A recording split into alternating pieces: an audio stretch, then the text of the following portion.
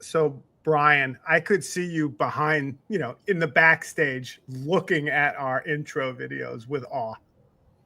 Oh yeah. That's some great 1980s cyberpunk vibe right there. So I am here today on yet another episode of On Writing, which is kind of impromptu series we're doing at Reclaim Hosting. And my partner in crime, Maren Deepwell, who's not here today, was kind of co-creator of this. And the idea was to reach out to folks in our network and hopefully beyond who have kind of made a career of writing on the web and of kind of starting maybe as bloggers. And, one of the first people I thought of was our guest today, Bryan Alexander. He's not only a futurist, an educator, a speaker, a writer, an all-around great person. I'll just say that. But he's also one of the first bloggers in the field who really inspired me. He had a crazy blog called Peak Oil. Was it the Peak Oil? Well, Infocult, of course. But me and my wife were huge fans of yours and your wife's Peak Oil blog, and we could get to all that. But I'm interested, Bryan. I'm very interested in the fact, and you have a very interesting career, and I hope we cover all of the ins and outs of it. But I would just like to know, and it's a question I kind of start with, like, what's your relationship to writing? How early did it start, and how did you get going? Writing on the web, not necessarily on the web. Like, I'm talking like baby Bryan, baby Bryan. I started writing when I was a kid. I have vivid memories of in second grade writing a science fiction story that was a shameless ripoff of the TV show UFO. I loved science fiction as a kid, and I wrote science fiction stories, but they didn't really get anywhere. I didn't get a lot of support for them. I was more of a reader. And then when I went to university, I was an English major, and in many ways there's a split. Do you do writing or do you do reading and criticism? And I was clearly in the second group. But I loved writing, and I always dreamed of writing books. And I finally realized that dream, which is a sweet thing. And that's really how I started as a shameless nerd. So, and you have kept that up, which I appreciate. But one of the things I want to talk to you about is you were early, I think, to the blogging thing on the web. And like, what's your relationship to, coming onto the web? Was it through higher ed? Was it completely independent? Like, how'd you get to where you are in terms of a blogger? Well, that's a good question. I kind of improvised a blog before I heard of the term. Around 1999 or 2000, I was leading an information literacy project at the college where I was teaching, Centenary College in Louisiana. And I was putting together all kinds of great stuff for this. And I started tracking stories that were information literacy stories about Google search, stories about copyright. And I maintained a website for this. And I just started putting these up, links to them, and putting them in chronological order. So it was one page. At the top of the page, I put the most recent one. I thought, oh, this is fun. And it felt really snappy. And then I dove into this with a few different places. Our mutual friend, Howard Rheingold, set up a blog for his awesome book on mobile culture, Smart Mobs. I became one of the team there. Around 2002, when I started working at the National Institute for Technology and Liberal Education, they set up a blog using David Winter's technology, and I was blogging on that. And was it Blogland, Radio Blogland? Yeah. I got the little cactus symbol and all that. And then I just for my own amusement, I set up Infocult, which if viewers haven't seen this is a purely amateur hobby thing. And it was started off as me looking at different ways we created scary stories about the digital world, and it's kind of added to that some layers of general gothic weirdness. And I kept just spinning off blogs and also teaching them, teaching people the pedagogical affordances of blogs, relying on people like Will Richardson and Barbara Ganley to show what they were doing. And then I started the main blog that I work on now, my personal blog about the future of higher education. and that's where most of my blogging energy is now. And I just love it. Blogging just did so much for me. It was a great space for me to think with. So I would get, I mean, writing is always this process of thinking and discovery. So it was always a great way to just, you know, discover, explore, see what I'm hashing out, and then get it out there for, you know, so I could refer to it later, but also so that it could stir up conversation. I mean, this is how, you know, in many ways I met you through the awesome Bava blog. This is how I met folks like Bryan Lamb, and just had all these Darcy Norman, all these conversations through the web via the blog. It became this just wonderful social layer, this social interaction. And this is, of course, before we decided to rename Web 2.0 social media. Yeah, I'm happy to say more about that, but I'm just kind of a lifelong inveterate blogger. You are. And so I'm going to talk a little bit about some of the early blogs that I was a reader of. So you would put out, you know, you were one of the first, because I was at the University of Mary Washington. I was working with a really cool group, and what we were looking for is educational examples of like why blog. And one of the early projects that I think many people talked about and you were behind was following the journalistic style of Dracula to actually kind of tell a blog as if it's a story, but yet to this novel, there can be comments, there can be interaction. And you were kind of like one of the early people, I think, who were saying, let's take this stuff seriously and let's think about it more broadly than it's just a tech goof. It's actually something we can use across the curriculum. Absolutely. My inspiration for this was the wonderful Samuel Pepys blog, which was started by a technologist. So if viewers haven't seen this, Samuel Pepys was a man in 18th century London, and he kept a diary which has survived. And it's a fantastic diary. It's just a great glimpse into life in the 1650s and 1660s. I mean, it's funny, it's bawdy, it's really rich in terms of history, of geography. There's all kinds of great stuff about it. And people have taught it in literature classes for a long time, including myself. So this one programmer decided, oh, hang on a second, it's a diary, right? Every entry has a month and a day along with a year. So why don't we just use this newfangled blogging technology to kind of create it into a blog diary, so that, you know, on this day in, say, 1655, here's the entry for that. And it was wonderful, and it kicked off all those great social affordances of blogging. So you had all kinds of readers who were following along and would ask questions like, is he really cheating on his wife? Or you'd have people who were London history fanatics who'd be like, well, actually in 1656, the coffee shop he's referring to had just moved and is now called the Cat and Arms or whatever. They, you know, added more technology to it, including digital maps. And so I was inspired by this because I thought it was a fascinating way to really rethink literary text using modern technology. And so at the same time, I was preparing an edition of the great Gothic novel Dracula for press. Now that didn't come out. The publisher I was working with ended up failing, but I still had this annotated, detailed e-text. And I thought, okay, well, if viewers haven't read Dracula as an adult, I strongly recommend it. It's a fantastic, weird book. But one of the key things about it is it's not a traditional novel. It's really a scrapbook of documents. So you begin with journal entries, and then you get transcriptions of audio recordings. You get newspaper clippings. There are actually receipts in there. And every item in that is, again, dated by month and date. Not by a year, but by month and date. Starts in early May, ends just in early November. And so I thought, all right, well, why don't we turn this into a blog? And, you know, I quickly, you know, pasted this up and then manually did it. You know, just figured, okay, what's coming up on May 5th, and put that out. Later on, my good friend Andrew Connell at Dickinson College automated this, and Andrew actually did some more great stuff. Like every year he would make the dish that appears in the first journal entry, paprika Hendel, and he then added more images, including more Google Maps, which is great stuff. But what was fascinating about it was at first it just changed the experience of reading, because when you're reading the text by itself, it's all contiguous. But when you're reading it in this time-bound method, you get a different rhythm. So you might have 2, 3, 4 entries on the same day, or you'll have nothing on another day.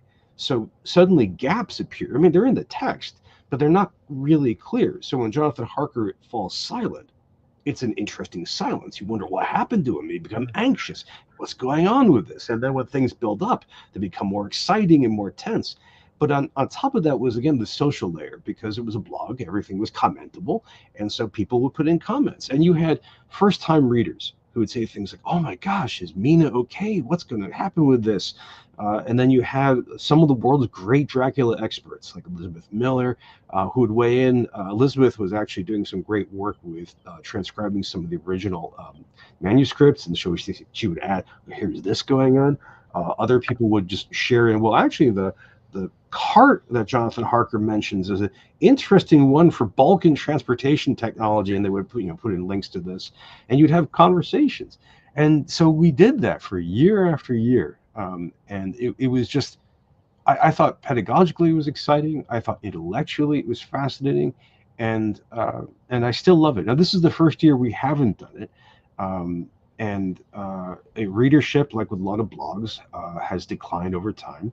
And then I did find somebody started this project up independently on Substack.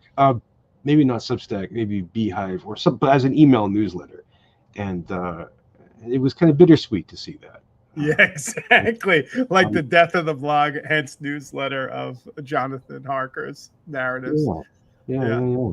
But so talk to me a little bit about this. So that I really did that, and I followed along, and I'm probably one of those commenters, at least at some of the point. But really, it was also, it was really inspiring for our group to go back, like, there's a cool, and then look for other ways to integrate it into literature class, which was my interest, but all sorts of things. But you also had this blog that almost seemed, and it parallels a lot of my interest in Baba Tuesdays, where you would talk about media, you would talk about news, you would talk about like hands that would wash up somewhere in Vancouver that weren't clear. Like, you had this ongoing, very kind of eclectic, but also at the same time focused sense of, Gothic news and Gothic interests. And you have kept that blog up for, it's got to be over 20 years now. Indeed. And like, was that where you started and then moved on to Bryan Alexander and kind of a more focused, and we'll talk about your main site now, but what's the story around Infocult more specifically? Well, this was back in the 1990s when I was doing my dissertation, and then when I was being a literature professor.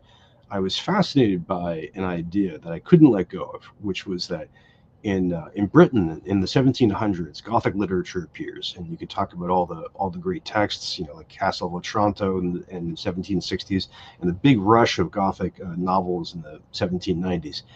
And one of the things I found was that there's a link between that and military culture. That, among other things, a lot of these texts would take place in abandoned fortifications.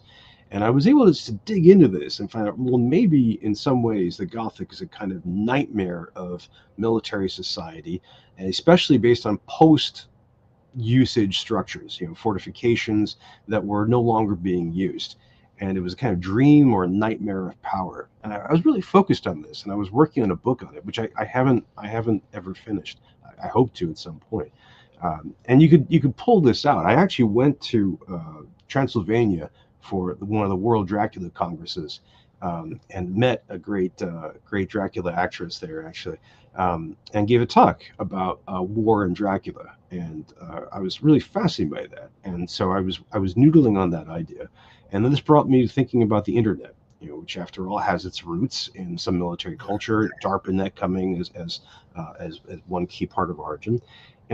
And I was interested in these creepy, uncanny Gothic stories that were starting to appear. So going back to the 1990s, there were a lot of fears of the internet, turning people against each other, corroding children, all kinds of things which are now just baked into our culture in some ways.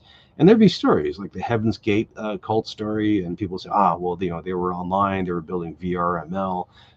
And I was really interested in this. I wanted to document it, and again, in blog fashion, I wanted to share what I was finding and thinking.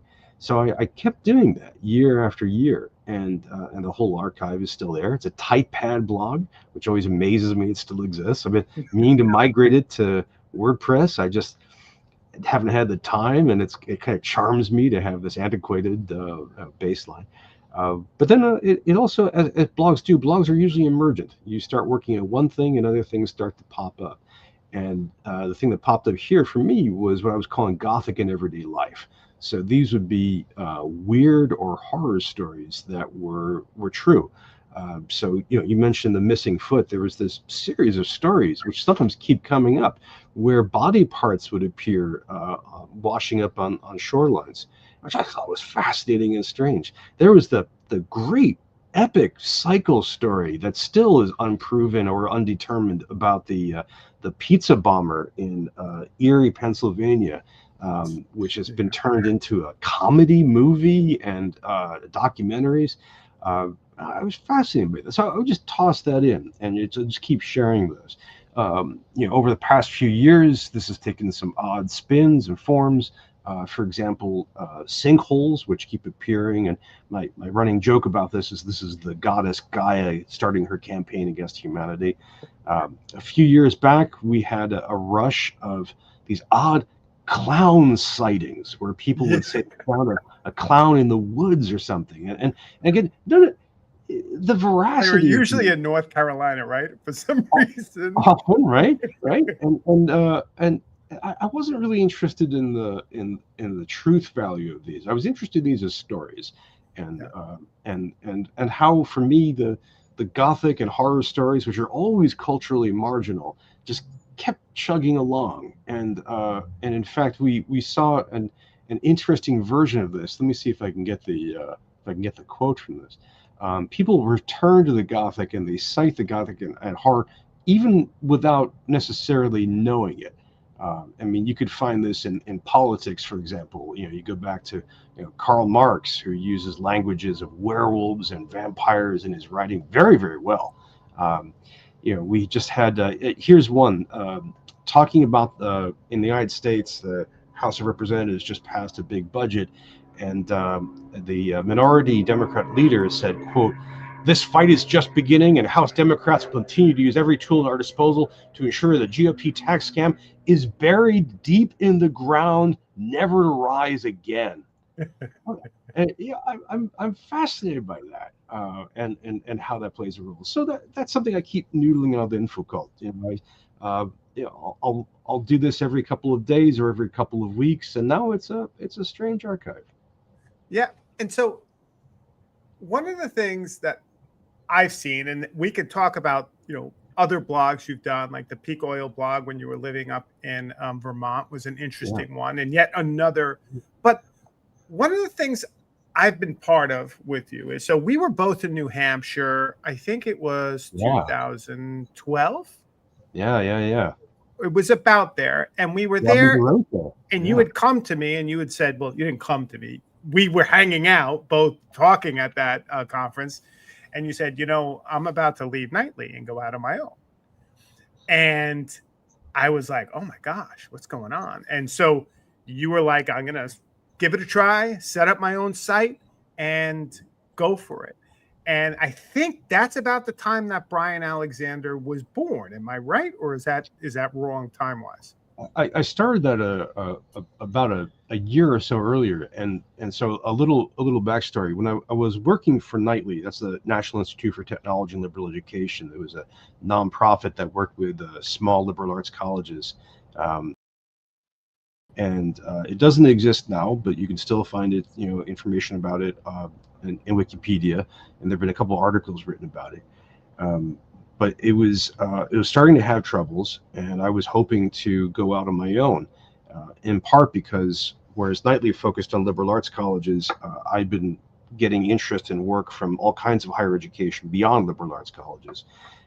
And so, but within Nightly, I ran the organization's blog, and in fact, we had a scholar that was a kind of a fellow for Nightly, and he and I launched a blog that was mostly just he and I thinking together. It was a lot of fun, but I started my own just to get back into the pure blogging practice and to focus on on the future of education, which is what I was really working on. And when I launched the business and stepped away from Nightly, I mean, I've written about this a little bit. That was, you know, a big gamble, a big risk, and it was and it's paid off. I mean, the business has been going on for years now. It supports my family. It's you know it's the ground of what I do, and the blog is a key part of that. And it works in a few ways. I mean, some of the ways are the ones we discussed before. It's a way for me to think things out loud. So right now I've got a blog post about academic cuts, and so trying to analyze those and understand those. It's also a way for me to put a stake in the ground for some issues. So, and that can be productive sometimes. For example, more than 10 years ago, when I first posted my thinking about peak higher education, that got some attention, but that also brought to me a scholarly publisher who asked me to write a book for them, and that was my book Academia Next. And now I'm working in the editorial process of my third book with that publisher. So this is one where blogging really had a lot of success, and I've been using it to ever since. And the social interaction with around it is not great anymore. Sometimes a post will really trigger responses, but a lot of people don't engage with blogging socially anymore. But it does get read, and also because it's on the open web, it gets hits, and people find it, and it's also a way for me to claim, well, look, I actually said this thing. So another blog post I'm doing is I've been tracking when the first American college or university would charge more than 6 figures for a year of study. And every year I've been writing about this and forecasting. And so I've got a track record to go back to, I can point to. And actually this month, 2 Boston area colleges actually broke that barrier. So I've got to write about this and say, okay, well, I mean, yes, I was right. I got this, but also, what did I miss? Right? What did I get wrong? Did I get the timeline? So it's a key part of the business and the thinking that I do. I announce all kinds of stuff that I'm working on. So whenever I get a book contract, I put this out there to say, here's what I'm hoping to do. And I write about the book process. I write about my research in all kinds of ways, but also the things I do to do that, about speaking, about being interviewed by great people like you. It's a great home on the web. And you've done, I mean, let's face it, not only do you write about all your intellectual interests and your professional interests, and we'll get to those, but there are times when you would write about, look, my health, like I'm having issues, or just some other thing. Like you were not afraid to break down the fourth wall and let people know who you were fully as a person. And I think that's why I believe personally that's a big part of your success, is that you were always authentic, generous, and who you were. And I think people still appreciate on the web, for all its problems, there's some real value. And I think blogging has always been a good medium for that. I think that's right. I thank you for saying that. It's often tricky for me. I think of myself as Generation X in a way that I don't like talking about myself very much. I try to avoid that, and I try to focus on what I'm doing instead. But the personal posts have gotten some interesting responses. I'm kind of notorious for having once literally blogged from a hospital bed where I was in for a surgery. But the post of mine that probably got the most hits of anything I've ever written on that blog was about giving up caffeine. And I had to do it for medical reasons. And along with it, I also had to give up some other things, including alcohol and spices. But this went viral. This got all kinds of attention. Hacker News did a long thread on it, freaking out. How can you live without caffeine? Right? And I've over the years, I still get comments on that, and they're often either people saying, "Oh, I give up caffeine too. I'm glad to see you're doing good," or people say, "Well, I'm thinking about it. Do you have any advice?" Or, "I'm having kidney issues. What should I do?" I'm like, "I have no idea. I'm not a medical doctor." But I think having that personal touch really counts. It does count. And I think, having followed you for long enough and truly being a fan of your writing and just interested in the way your mind works, it was wild for me to see as you went into your own business and you became an independent kind of, figure, all the things you were doing on Infocult found themselves in some way reappearing in higher ed. For example, you were the one who was talking about the Queen's sacrifice and this Gothic move that universities would make to cut major programs. The same thing with the costs, the same thing now with the, basically the political situation in America and the fact that, we have a completely insane leadership going on right now. Like, you have not been afraid to take on the Gothic elements of higher ed. And that's kind of been work that you've turned into books, right? Let's talk about it. The environment, like you said, High Ed Next with Peak Higher Ed, like all the stuff you were doing in Infocult has beautifully transitioned into your now professional work around being a futurist and seeing what's coming. And you've been pretty right on with that. I mean, I kind of didn't even have a question. I'm just kind of just saying I love the fact that happened, but am I right? Well, that's very kind of you to say, and that's very perceptive. And I don't foreground that because the Gothic is still marginal. It's something that freaks people out, and some people can trade on various parts of it. Doom mongering is often popular, but I am interested in the sense of decline and decay. Which is a long running part of the Gothic, and it appears in different forms. So the scariest thing that I've ever written in print was my previous book, University is on Fire, which is about climate change and academia worldwide. And I have a chapter in it which is best case and worst case scenarios. In the best case, it was how we might be able to do this well or be lucky. And have been not too horrible, but then the worst case was I had to imagine, how climate change as a whole could get worse and worse, and how higher education might really suffer from that. I mean, when you do futurist work, when you do scenarios, you have to produce a variety of scenarios. You have to give people different options, different possibilities. That's just the professional skill. But I had to imagine what would happen if human civilization as a whole takes a brutal hit. And what happens to higher education as a result. And that's some of the, I talked about, the decline of the human race and its possible extinction. And that's, you go back in Gothic literature, you go back to the classic romantics. Mary Shelley has this powerful novel, The Last Man, about the end of the human race. Byron has a creepy poem called Darkness about the death of the earth. So that's an extreme point. But at the same time, I want to make sure that people feel agency, that they feel that they can do things that are productive and that can help turn the ship around and make things better. I mean, the book that I'm in the editorial process of right now, my Peak Higher Education book, the last chapter is all about, all right, well, what can you do to try to preserve everything that's great about colleges and universities, the research, the social function, the teaching and learning, the personal expression, all that great stuff. But yeah, there's a bit of a Gothic tinge to what I do. I am actually literally speaking to you from a basement, so that's classic Gothic location right there. It's true, and there are chains just off camera. I know. Well, here's my friend the skull, right? So right there. Exactly.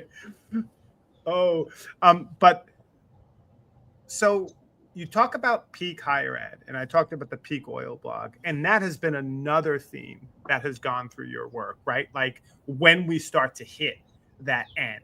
And I don't know if it's the case, so you can correct me here. At Mary Washington, and I want to say it was like 2012, that was just before you went out on your own. You came there and you gave one of the best talks I've seen. And I think it was one of your first scenario-driven talks where you're talking about, here's 4 scenarios where we have to think about it. And I think that's when you were first really considering yourself as a futurist. Like you were really like digging in on that idea. And I want to ask you, how do you write that? Like, how do you come up with that? What's your process? Is it all just research? Is it a research and based on the fictions you know? Like, you're a huge science fiction fan. You talk about and can talk about that endlessly with folks. Like, where do you pull from, and what's your process when you start thinking about what's coming? Well, that's a great question. Let me start off very professionally, and let me end up in deep in the nerd zone. The classic way you make a scenario is by you start with one or two forces that are likely to have a big impact in the world, and you extrapolate from them. You try to imagine all the different knock-on effects, and there are various tools that you can use to develop that. But what happens, for example, if Italy becomes the new Roman Empire and takes over Europe, right? What would unfold from that? What happens if we have personal robots that are more or less commodity level and stable, and what kind of effects they would have? And then you break these out by sometimes assuming taking one trend and then pulling in two different directions. So what happens if robots become benevolent versus if they become malevolent, right? What happens if we grapple with privacy in a way that restores privacy, or do we end up in a surveillance dystopia? And then you generate worlds from that. And by generating worlds, you think about things like the different aspects of human life. You think about, say, politics, you think about the environment, you think about economics, you think about culture, and you just ramify this bit by bit. And that takes some work. You have to take a look at first order effects and then knock-on effects. There's this great saying from science fiction that it's easy to imagine cars. What was harder was to imagine traffic. And so you have to keep thinking about these secondary effects. And again, there are various tools we can use for this. But then this also comes into fiction and storytelling, because a scenario is literally a story. It's a story about the future. And so you have to flesh this out to whatever extent you can. One way of doing it, design thinking actually draws on this, is to have characters and imagine their day in this kind of world. You think about events changing, crises building, and how people respond. And so you can just really adumbrate that in multiple levels. And again, when you have multiple scenarios, they play off of each other, and you can see how they go in different ways. But to go even further into the nerd zone, science fiction in many ways offers, not the entire genre, but a lot of it offers visions of possible futures. And so you can draw on the experience of reading and consuming those. But also role-playing games are also really good examples, because you have to create a scenario, sometimes they're literally called scenarios, for players to imagine. So if you're playing Dungeons and Dragons and your whole party is going to go into an old castle, the game master, the dungeon master, has to develop a model of that castle and how it works, and then they have to be ready. Don't go in the front door, but they go in the side door, or they miss that one great object you put in front of them, instead they find the other thing. You've got to plan for all those eventualities, because when you publish a scenario, you can do it as a publication that people can consume, but the best part is when people actually interact with it, and you try and you have people imagine what it would be like to be in such a world. So you have to, if we have a kind of Chris Gilliard utopia, and we manage to get a handle on surveillance, and we return to privacy, well, what is that like if I'm reading this, if I'm a librarian, if I'm a professor, if I'm a university president, or if I'm a high school student thinking about college? What does that do to my life? And that's where it's really productive. I love the conversations that follow when people try to imagine how this could do. I've done some of these live in video when I've done scenario exercises for people, which is a lot of fun to see where they go with it. But I think that's a kind of constructivist pedagogy, where people start making meaning, imagining themselves in those futures. So it's the full arc, from Dungeons and Dragons to scholarly research, all wrapped up in scenarios. So one of the things I'm not a futurist, right? But I can't help but, when I think about any possible future, I depend so much on the visions that came from the literature I read. Let's just say The Road, or a movie I said, let's just say Alien, and the corporate state in which we're like, how much of that, you are a wide reader, you have seen tons of movies, playing games, like, does that play deeply into it? So beyond the research, how much of those visions do you kind of build an amalgam around for what's coming? Tons. Sometimes they're explicit. So I've got right now a set of 4 scenarios about universities and colleges after AI. And so each one of them is marked by a different film or TV show. So one of them is Her, the great film. One of them is Black Mirror. Another one of them is Wall-E. And then I use more obscure films. And what counts as obscure is always very frightening. A couple of years ago, I made a 2001 The Space Odyssey joke to my students and realized that not only had none of them seen the movie, but that most of them had never heard of it. So you can see the white hairs and the beard, right? This is where it comes from. I mean, I'm a big fan of a contemporary film from 2001 called Colossus: The Forbidden Project, which actually it's about AI taking over the world, and it actually has some good computer science in it. I mean, it's a fascinating film. No one knows this, right? So, but I get to draw on these. I get to reference them. You know, you take a look at one of the books that had a huge influence on me that I first read when I was a kid was Olaf Stapledon's Last and First Men. If viewers don't know him, he was a British writer writing in the 1920s, 1930s. And Last and First Men is this mind-blowing book, which imagines a descendant of humanity, billion years in the future, who is telling us what's happened since the book came out, and basically works through human evolution at a political and biological level. It's an astonishing book, hugely influential. And science fiction has been has followed that road since many times, and I keep thinking of that actually. You know, when I'm immersed in the minutia of contemporary details, when I'm trying to figure out, parse a Trump executive order, or trying to see what's going on when they've got a university press release about their budget cuts, and sometimes if I'm really deep down in the trenches, I will just mentally return to Stapleton and take a much larger view.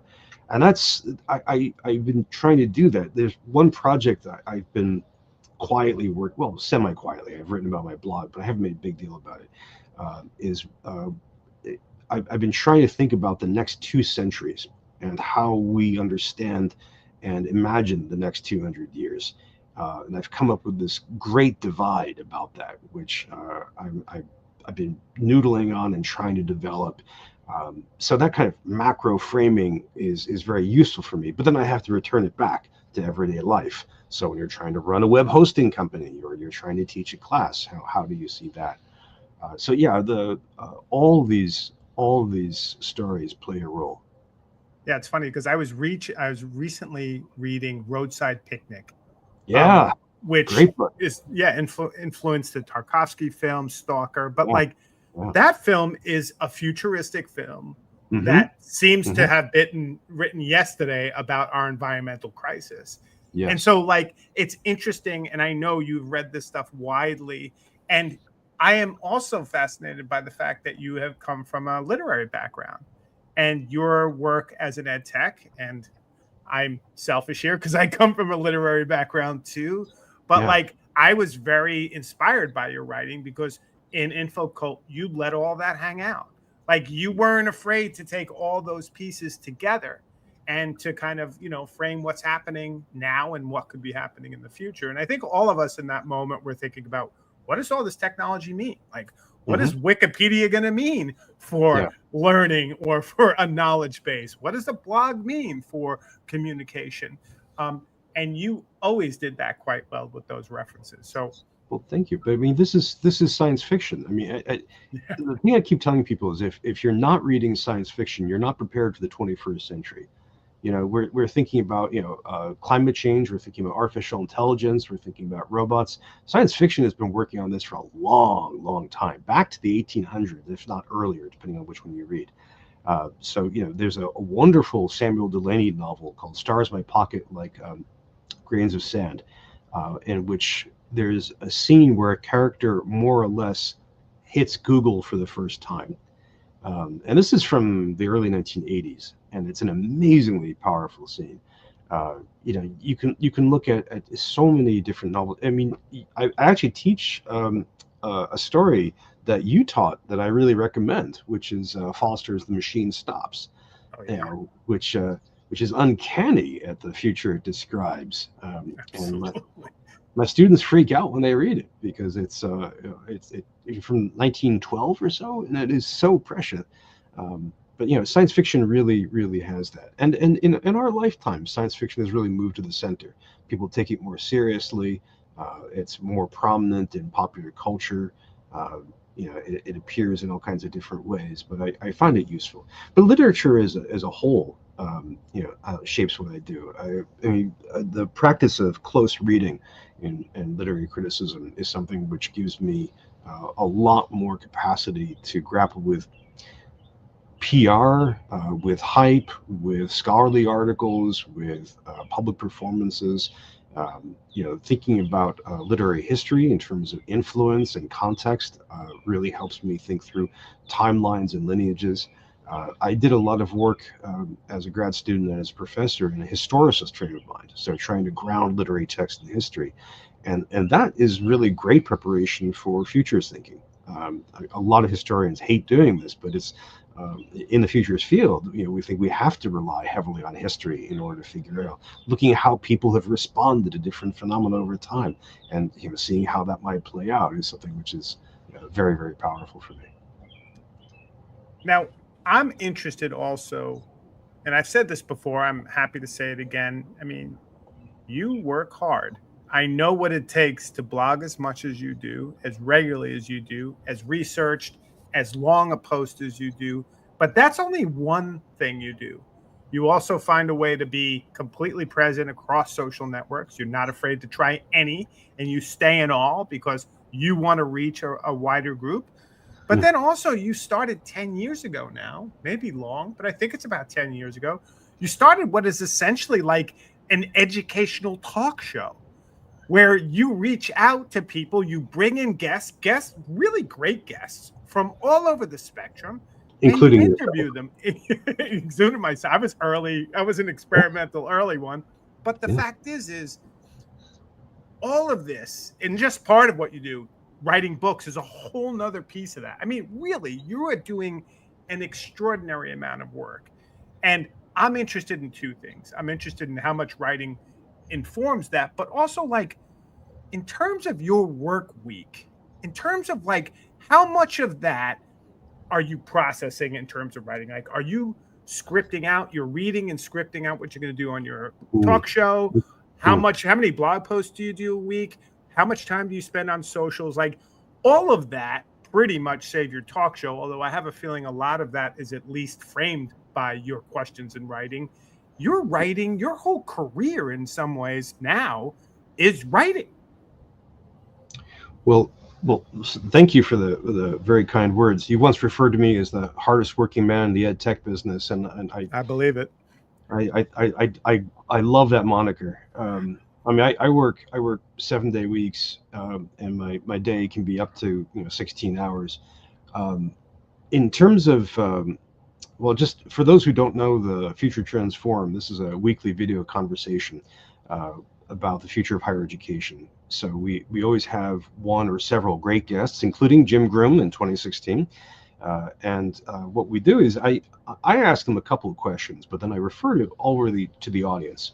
And the audience is truly spectacular. There are wonderful people from across higher ed. We've got college presidents, we've got professors, we have students, we've got educational technologists, librarians, CISOs, and then we have people who are adjacent to this. So we have scholarly publishers, ed tech company people, government officials, and they're mostly from the U.S., but across the world. So we've got energetic participants from Malta, from Armenia, from Scotland, from Mexico, from Canada, and it's what's delightful is the sheer range of questions that people come up with in comments. So I actually used to write a script for each one. I wrote a script and described my introduction, which is about 5 minutes, but then also I would come up with a whole battery of questions that I wanted to ask. And I gradually gave that up, in part because the introduction I've done so many times. I mean, this is a weekly show. We're coming up on our 10th year, so it's in my head. But also that the audience was always ready with questions. And so I would come up with 2 to start, really basic questions. So if I were hosting you right now today, I might say, so what have you learned in the past years of doing Reclaim hosting, right? Just a chance for the guest to cut loose. But then the audience goes over, and it becomes very organic, which is great.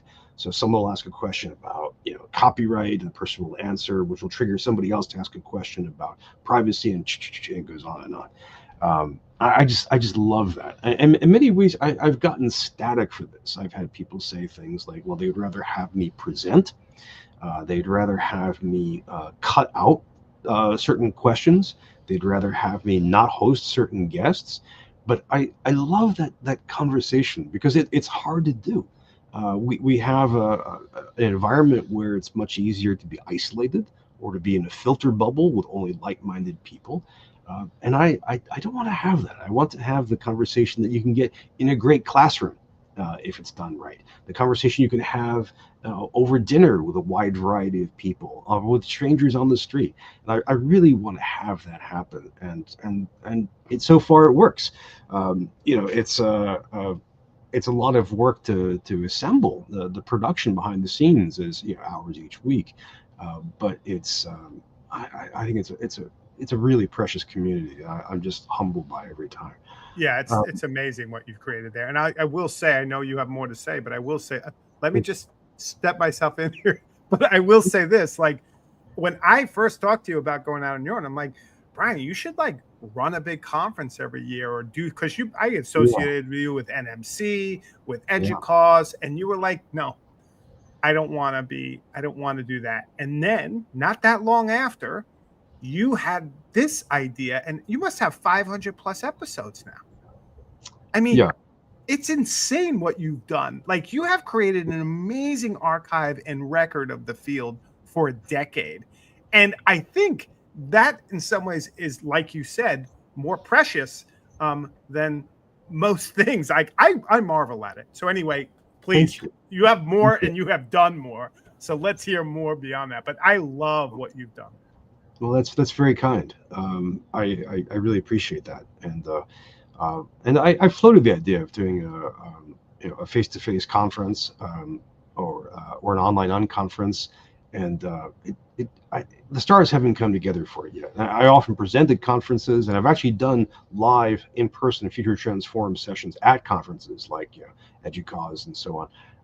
And that's a lot of fun. But maybe someday I'll fulfill the Jim Groom challenge. I just think you've done better. I have to say, like, my idea sucked compared to yours. Well, maybe so. We'll find out. So I write right now in a fairly conservative but manic way. Mostly I write in Google Docs, in part because I moved between multiple devices. So I've got several laptops right now on my office desktop, on my phone, which is, by the way, a great thing. This is the Samsung Fold, so it's easier for me to write on, actually, and Google Docs keeps that consistent. And then I write all the time. So when I'm at the gym between sets, I will pause and quickly add something. I haven't been able to get audio recordings to feed into my writing process yet. I've been trying that. It's just been too much of a pain. I've been looking at multiple other writing tools. I've been trying to do Scrivener. It just hasn't clicked for me yet. I had actually a really good experience with Notebook LM a few weeks ago. I imported my current manuscript into it, and it gave back some really, really good. I've been hoping to write about this. It's been giving me a lot of good feedback. It basically acted like a very hyperactive reader, and that's what I wanted. I wanted to say, okay, well, read this back to me. What did you see in my book? And I was surprised. There were a few things that I hadn't thought I was really emphasizing, and it caught that. Like, okay, this is interesting. I had to revise around that. Caught the highlights that I was hoping to accomplish, which is satisfying, right? But also I don't write by hand. My handwriting is horrendous, and it's just a crime against nature. So I don't have a Moleskine. When I wake up in the morning, I do write by hand, and that's often hard to decipher. But I've got pretty good dream recall from that. But otherwise it's all digital. One thing I should mention, and I'd love to hear your thoughts on this.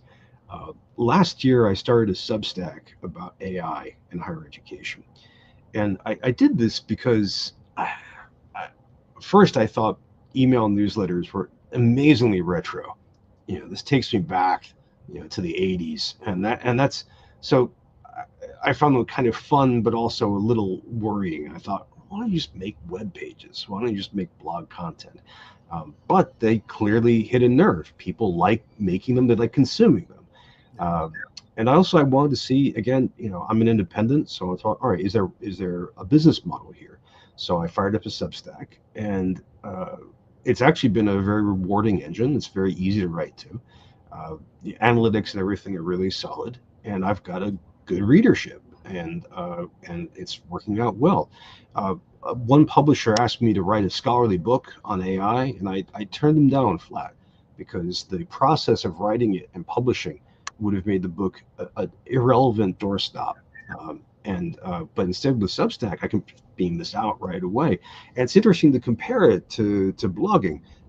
I get a lot more feedback, a lot more interaction on Substack. So it might be that that's where people prefer to live, by email, but also every post that ends up on the web. So it's a kind of blog in disguise, like a transformer. Exactly. Yeah, I mean, to your point, you have another place you're writing I have to look into. You're unbelievable. But we do something similar with Ghost, and we use it for our main site. We use it for email notifications of events like this, but also at the mid-month, at the end of the month, we'll send out a roundup of all the stuff we've done. But it's just essentially links to posts. So it's a kind of trick. I understand people wanting to see that stuff in their email. And then some people I want to use RSS to clean out my email. But, I think the fact that you're writing, the fact that people are reading, and, I think that's important. And the blog was so dependent, it seemed, on RSS. And when that seemed to evaporate, it meant that if you weren't using RSS, you were manually going to the site. Or you had some way to email blog posts, which I still subscribe to a lot of people's blog posts via email. Hello, Alan. But at the same time, I don't know. I don't think there's no one right way to write on the web. I don't believe. I think you got to write what's right for you. And I know you are. I like you because you're like, I'm going to write everywhere. I'm not going to take this, line in the sand. And I think part of that is your writing is your profession. And so you can't necessarily always be, hey, I'm not going to go there because I don't like this or that. But it's a weird time on the web just because of that, right? Like everything else, it's fractious and, it's divisive. So I just want to make sure, and part of this session, part of this whole series, and I think you have done this nicely and you have done it very well consistently, is trying to keep some of the community that we've had over the last decade or two, and trying to keep a sense of consistency so that we don't forget that long arc of what we're doing and what we're trying to accomplish. And I think a lot of that, I think you can agree with this, for me, has been through writing. And I'm not even a good writer, but it has still allowed me to connect and to think and to reflect with other people, right? And that's been very, very important. It really is. It really is. And I'm glad you mentioned RSS. I mean, I still use my RSS reader, and I teach my students RSS, and they think I've just given them some alien technology from beyond space-time, and that's where I actually read you, and where I read Alan Levine. Shout out to the Cog Dog here. I think the fragmentation is real, and there's one I haven't done. My students ask me to get on TikTok and make TikToks, and I've resisted. Me too. I like the video authoring tool. It's a very elegant tool, although its musical choices I'm not as happy with, but it's nicely designed. But the interface is god awful, and it's antisocial in so many ways, and opaque, not searchable. I've been holding back on that. YouTube for me is much more effective, easier to search, easier to interact with. But it is fragmented. I mean, so one of the things I'll do is I tend to use my blog and my Substack as and my YouTube channel as kind of anchor tenants. And when I emit something on those, then I spread the word across the various socials. And right now that means LinkedIn, that means Facebook, that means Twitter/X, that means Blue Sky, that means Mastodon. I've given up on Threads. I've never been able to get any traction in Threads. I don't know why, but I've more or less just given up on that. And each of these platforms is different. So, X and Facebook punish you if you share a link, which I abhor. I think that's just horrible. So I have to figure out ways around it. So, on Facebook, I'll publish a description, maybe an image from what I have, and then a comment will be the link to it, right? Blue Sky has a very, very different dynamic. Mastodon, where you and I hang out, is much smaller, more intimate, more conversational in some ways, less publication oriented. It's definitely very fragmented. I'm not even talking about the messaging tools, like WhatsApp, and I do a lot with Telegram. I have very small groups. I do a little bit with Discord, but it's definitely very fragmented, which might be just the very human thing. Maybe we're not accustomed to spending a lot of time in a universal platform, and if you're progressive politically, you tend towards Tumblr and you tend towards Blue Sky. If you've got a kind of progressive / open source frame of mind, this points you towards Mastodon. If you're a MAGA diehard, you go to Truth Social. If you don't care, or if you're conservative or whatever, you end up on X and Twitter. It's of all weird. It is weird. It's kind of like Central Europe, before nationalities, where you've got lots and lots of birds and everything else.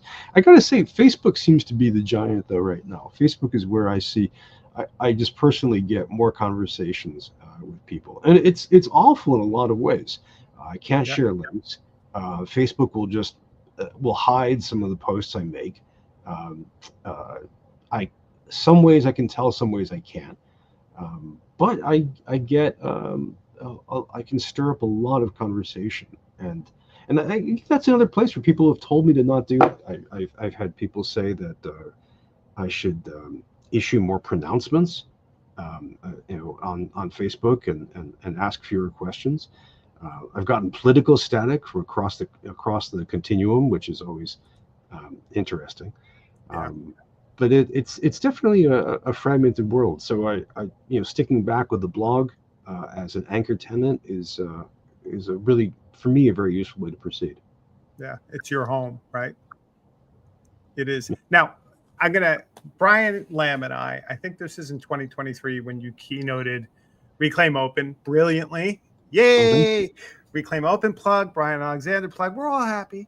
But you actually have this wonderful habit where you will send out an email, maybe link in 2 or 3 people, I don't know, and you'll link to like a Mario Bava movie that someone was talking about, a post, or a shark, because I'm a shark lover. You'll put it, and there'll be a couple other people, and there'll be a conversation often just in the email. And even if there isn't, there's just this kind of reaching out to, and I'm sure I'm not the only person you do it to. I'm sure you do it to a wide swath of people.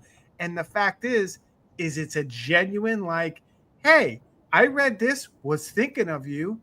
What's going on? Check this craziness out. And I can't tell you, and I think sometimes I don't tell you how much I appreciate those little, like, what? It's just, and it's another form of writing, right? It's like, it's like what I loved about Twitter that's kind of gone now, but like there's that just kind of reach, but it's even more intimate. It's even more like, you know what, Jim? Here's a bull shark in the Potomac that killed someone, and it was by DC. Shouldn't you be afraid? Isn't that gothic? I'm like, yes, it's gothic. But I really like that. Can I ask you? I mean, beyond the fact that you do it, like, what started that? I'm really struck by your thought that email is more intimate. I mean, it really is, because it is. We experience it as private. Set the technology aside for a second. It's if I post a comment on Blue Sky, in theory anybody can read it, but but even my reading habits tend to be somewhat public. But email is it's more logistical. It's far less sexy. It's more infrastructural. So I've got emails from my bank, emails from receipts from clients, all this stuff. But definitely feels a lot more personal, and I think maybe that's part of the strength of email newsletters. Substack, Beehive, Ghost, and all this is that sense of it where it really reaches out to people. I have actually a spreadsheet of several hundred people who a lot of them are professional contacts. So some of them, for example, if I have an AI thing that has come up that I don't write a newsletter about, I'll post this. I saw an interesting AI generated video yesterday. It's about 11 minutes long, and I just shared this with everybody because I wanted to get a sense of feedback and you see what people thought, and it's also enthusiasm. I mean, I want to share this stuff. So I mean, I love your shark habit, and I'm delighted that you still have that, so I can share that. But also, I do this with horror movies. I do this with sometimes with food. Again, different people, and I just love that connection. And also, if I can, bring a little fun or excitement to somebody. Back in the day when I was in my 20s, when I was a student, I worked at a bookstore, a used bookshop. And there's something I loved doing was actually, connecting a person to a book, and I was pretty good at it. It was a lot of fun to, have someone say, "Well, I'm looking for a book for this," and just to run through the stacks and find stuff. But again, it's also just, selfishly, I benefit from conversation and from feedback. People say, "Well, this is bogus, Brian. You shouldn't have shared this." But also, I'm an extrovert, and in my work, I'm not often with people. I'm often at this desk, or I'm on a train or a plane, and it's a way to mentally go down the hall and say, "Jim, what do you think about this one Armenian horror movie?" And the hall is actually my email inbox. But the other thing is that people do this with me. They will throw stuff in my direction and say, "Have you thought about this, or did you see that?" And I love that. I think in the 21st century, one key thing is science fiction, but the other thing is attention. People's attention is a wonderful and rare thing that we have to appreciate and honor, and I'm always grateful for that. Wow, that's brilliant. Actually, I can't think of a better way to end this episode, because really a part of that is for us to kind of actually give Bryan Alexander all our attention because he's awesome, but also, remember that like we're in this thing together, and shared attention Indeed. is kind of important. So Indeed. Bryan, let me thank you again for taking time out of your busy schedule to sit down and talk a little bit about yourself and your writing. And I know you're not comfortable talking about yourself, which is another thing I like about you, but I really appreciate it. You're awesome. You're one of my heroes in this space. And so thanks again for joining us today. Jim, it is always a gift to be able to spend any time with you. You are a hero of mine. You are an original. You're a mad genius, and you've done so much. You always are inspirational, and you're really good for my heart. Thank you for joining me. Well, he was paid to say that, ladies and gentlemen, but don't let that stop you.